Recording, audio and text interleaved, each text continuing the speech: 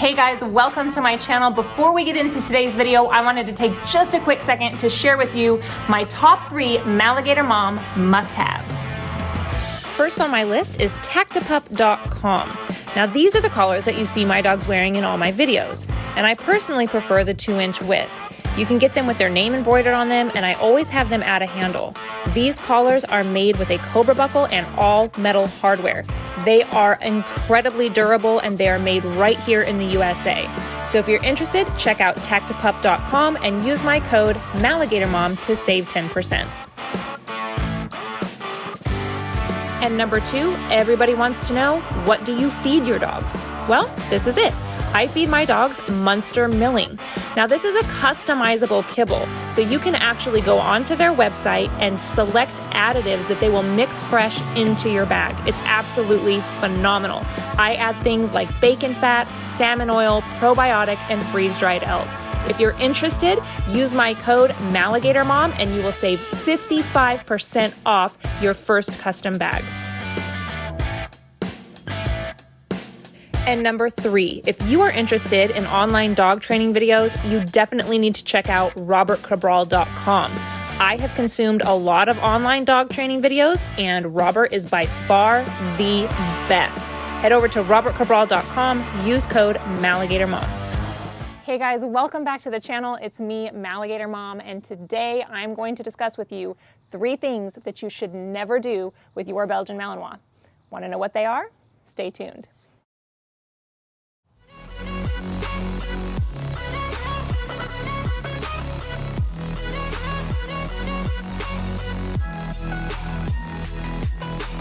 So let's go ahead and jump right into it.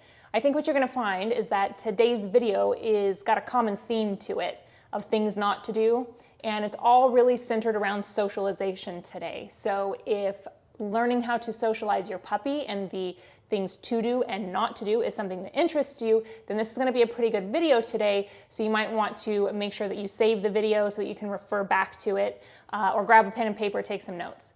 So first of all, I just want to dispel this myth that dog parks act as a fantastic way to socialize your dogs, because in fact, nothing could be further from the truth. And I know that a lot of people who come into the Belgian Malinois breed do so with a lot of intent behind that decision. So you're taking this dog very seriously. It's like a project. It's something that you're investing a lot of time and money and resource into, and you want to make sure that you're doing things right. So I totally understand that. So let me help you by giving you some advice today of things not to do with your Belgian Malinois. We hear a lot of things, do this, do this, do this. What are some things not to do? And let's start by talking about dog parks. Now, there is also another myth out there that dogs need friends, that dogs need social interaction with other dogs. Dogs need to socialize with other dogs. That's just not true. It's really just not true. Your dog does not need to meet every other dog that it runs into. Your dog does not need to go to a dog park to socialize with other dogs. That is not a need of your dog that you need to worry about fulfilling. Just like it's okay for you to not like some people that you've met in your life, it's okay for your dog to not like other dogs. The same way that you don't walk up to every single person in the grocery store and say hello, it's the same thing with your dog. Just because you're passing another dog on the street doesn't mean, oh, let's go say hi. This is all just myth and rumor, and it's not necessary, and it's not a need of your dogs that you need to worry about fulfilling.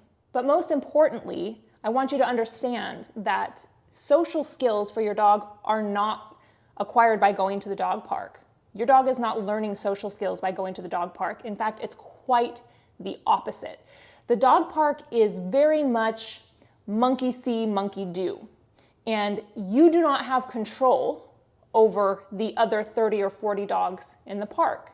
You have no idea what that dog's temperament is. You have no idea what that dog's training is like.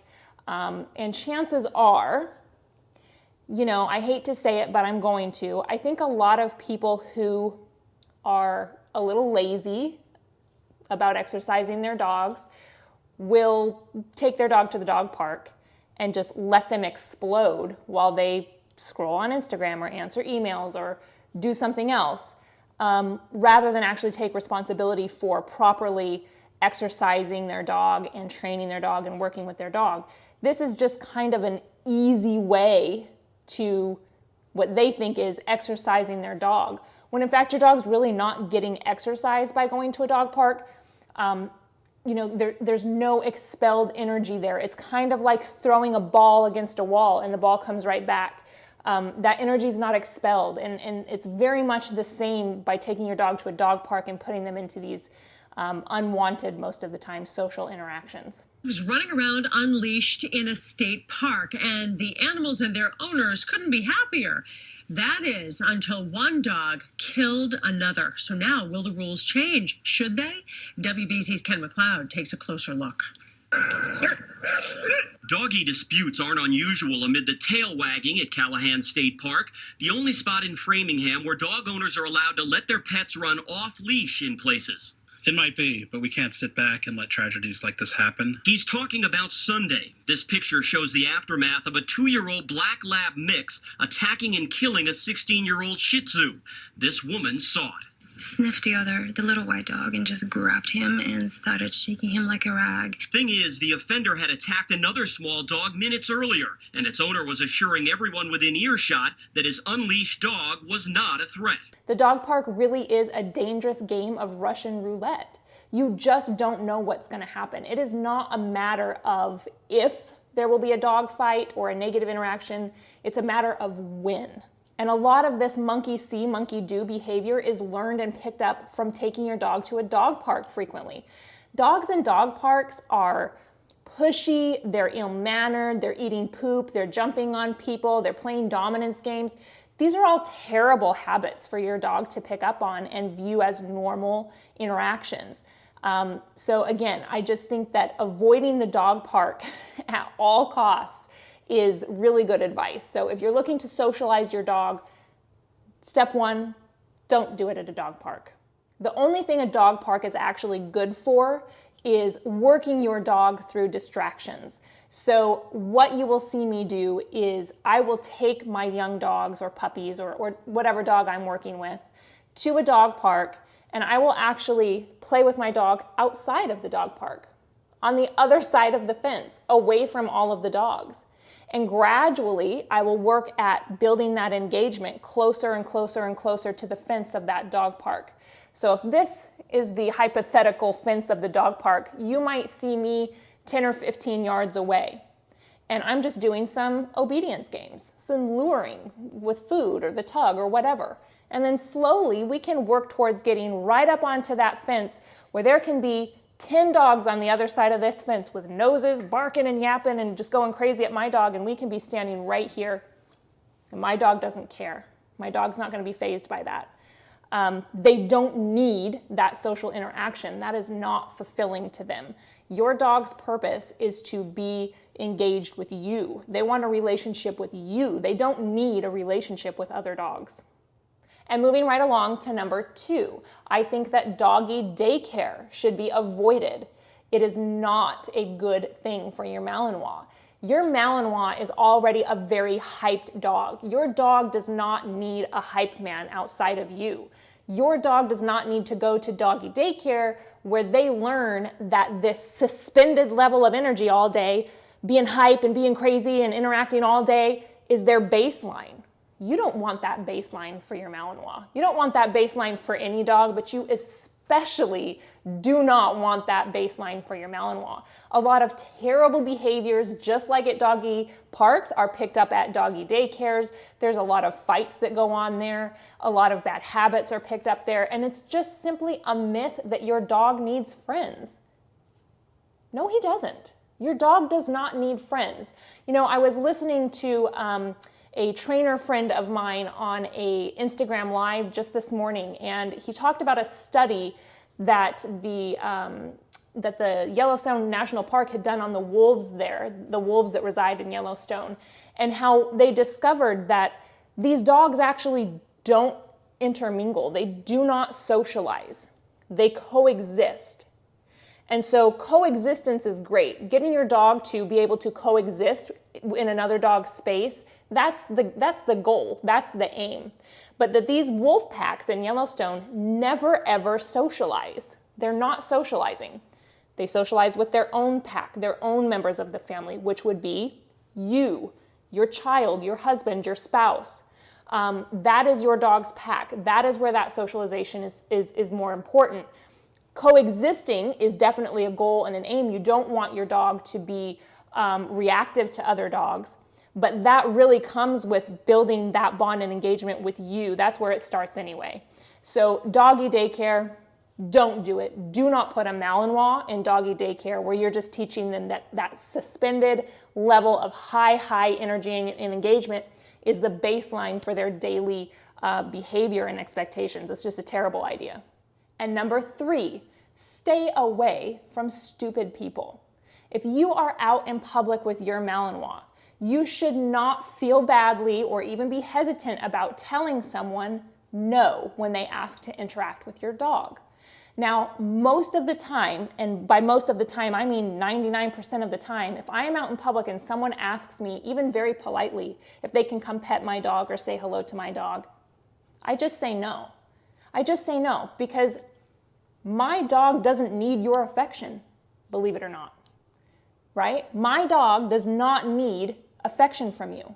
He gets affection from me. He gets interaction from me. He is socialized to interact with his pack, but there is no expectation that I put on my dog to interact with people outside of the home.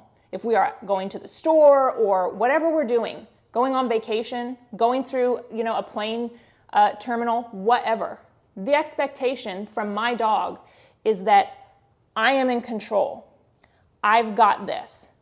I will make sure that your space is respected.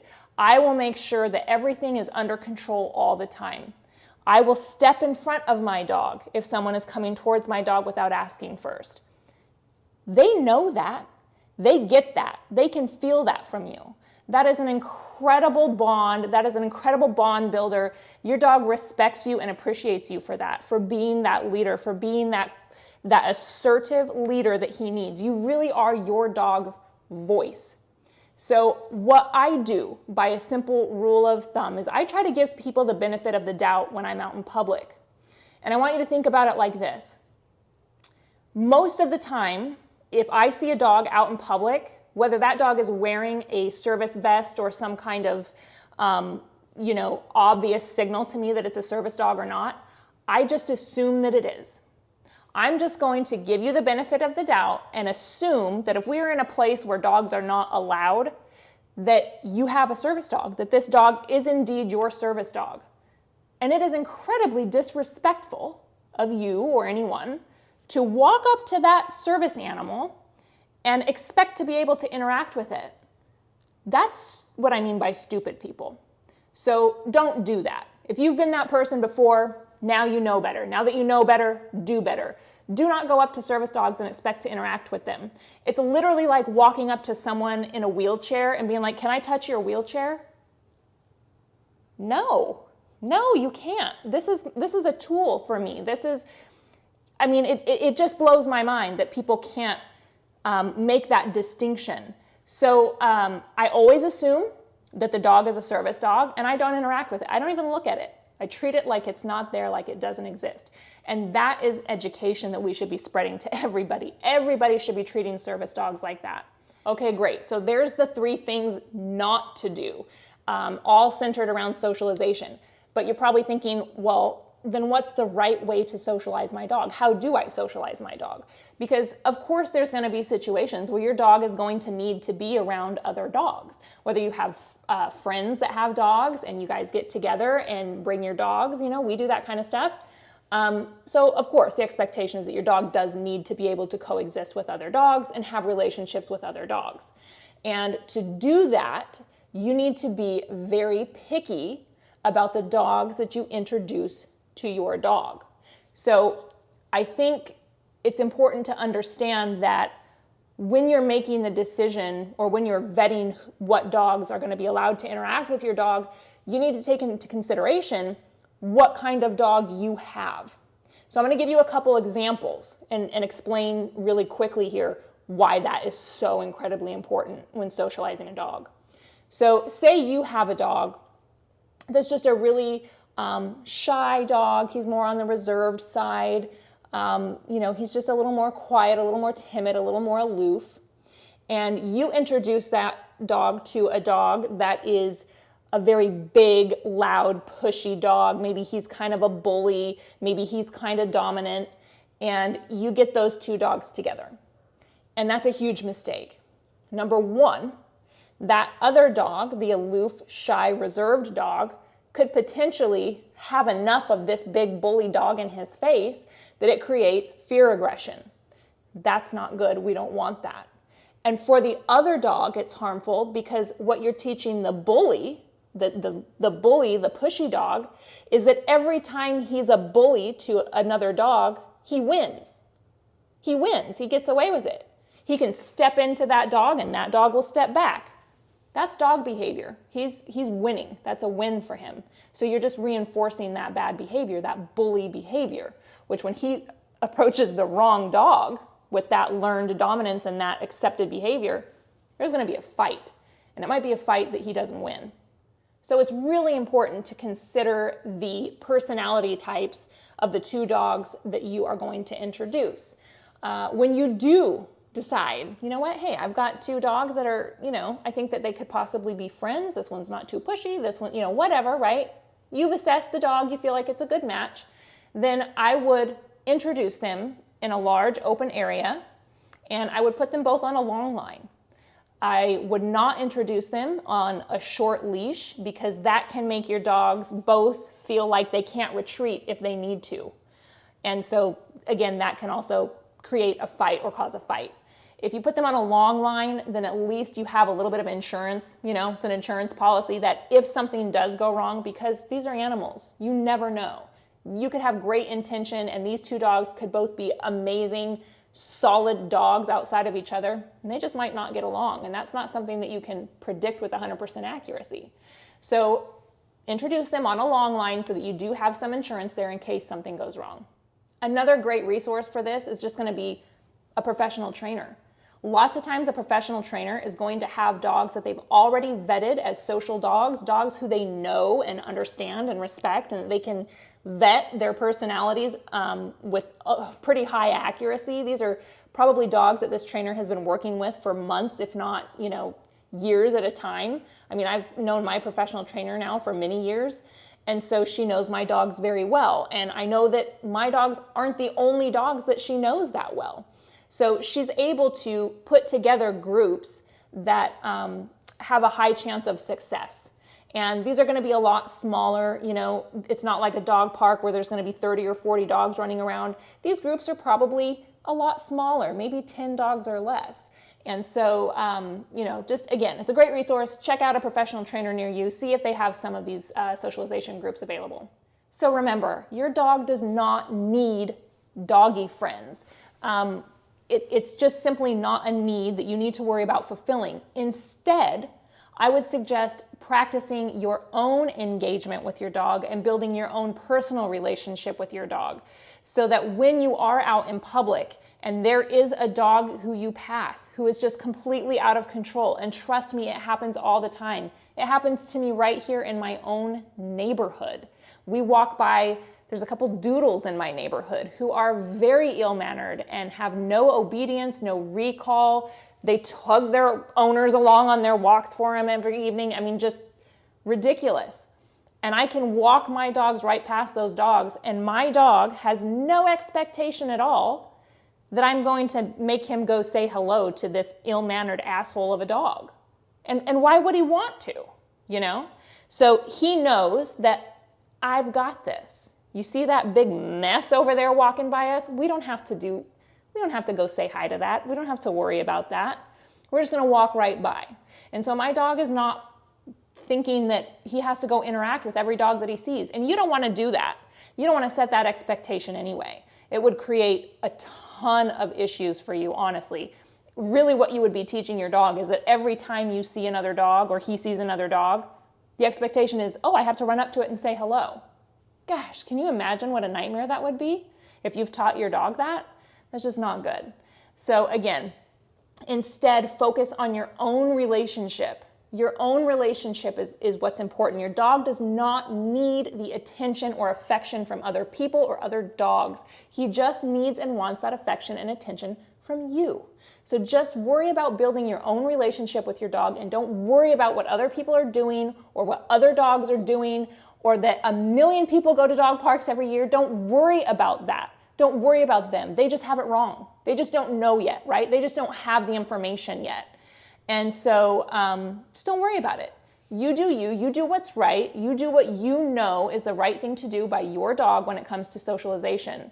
And that is worry about yourself. Teach your dog to worry about himself. He is focused on you. You are number one. You are the prize. You are the engagement. You are what I look to. You are my voice. You are my advocate. And let the rest just sort itself out. All right, guys, that's gonna do it for today. Thank you so much for watching. As you can see by the way that I'm dressed, I actually filmed this here pretty quickly because I'm actually on my way out the door to go work with my own professional trainer. So I go to Global Canine Protection Services out here in Tennessee where I live. And I work with a professional trainer because we do personal protection training with my dogs. That is something I am not capable of training. I do get that question a lot. No, I am not a professional trainer in that aspect. I do work with my own dogs when it comes to obedience training, and I do raise Malinois puppies. That's something that I enjoy doing very much. And so I do have kind of a little specialized niche there that I work, but protection training is definitely not it. So I do invest in sessions with professional trainers. And if you're interested at all, it's Global Canine Protection Services, and they are located in Dixon, Tennessee. So that's just right outside of Nashville. So if you're in the area and you're looking for a professional trainer with your Malinois or German Shepherd, or even just your pet dog, doesn't have to be a working breed, then definitely check out their website. And otherwise, I'll let you guys get out of here. I know this was a quick one today. I hope you found this information useful and helpful. As always, please hit the subscribe button, ring the bell for notifications because I upload every Saturday.